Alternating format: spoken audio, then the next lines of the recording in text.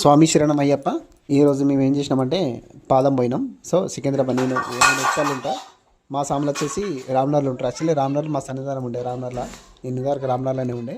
So Ramnagar నుంచి నేను Uppal shift అయినా కాబట్టి సో రామ్నగర్ నుంచి పాదం అన్నట్టు బొల్లారం టెంపుల్కి.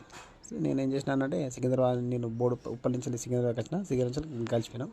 సో అక్కడి నుంచి మేము పాదం స్టార్ట్ చేసినాం స్వామి బొల్లారం. కానీ చాలా బాగా అనిపించింది. కానీ 3.5 అవర్స్లో వెళ్ళిపోయాం. ఎక్కడ మధ్యలో ఆగలేము మేము. ఆకుండా అట్లనే కంటిన్యూగా నడుస్తూనే ఉన్నాం, మాట్లాడుకున్నాం. కానీ ఏమైందంటే మా సాములు కొంతమంది ఇంకా ముందున్నారు, కొంతమంది మీ మధ్యలో ఉన్నారు, ఇంకో కొంతమంది ఎన్నుకున్నారు. అసలు వాళ్ళని జూమ్ చేస్తే కూడా దొరకట్లేదు, అట్లున్నారు వాళ్ళు. అంత దూరం అంటే డిస్టెన్స్ మెయింటైన్ చేసి ఇట్లా వీళ్ళు. కానీ టెంపుల్ చాలా బాగా అనిపించింది. టెంపుల్ దర్శనం కూడా చాలా బాగుంది. కానీ మీరు కూడా సాములు మీరు ప్రతిరోజు ప్రతి ఒక్క టెంపుల్కి వెళ్ళి దర్శనం చేసుకోండి. అది మనకు చాలా మంచిది.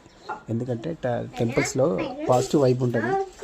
నెగిటివ్ ఎనర్జీ ఏమన్నా మనకు పోతుంది, పాజిటివ్ ఎనర్జీ ఉంటుంది. సో మ్యాక్సిమం టెంపుల్స్ ఇస్తే టెంపుల్ ట్రై చేయండి. వీలైతే ఎన్ని టెంపుల్స్ వీలైతే అన్ని టెంపుల్స్కి వెళ్ళండి, చాలా మంచిది.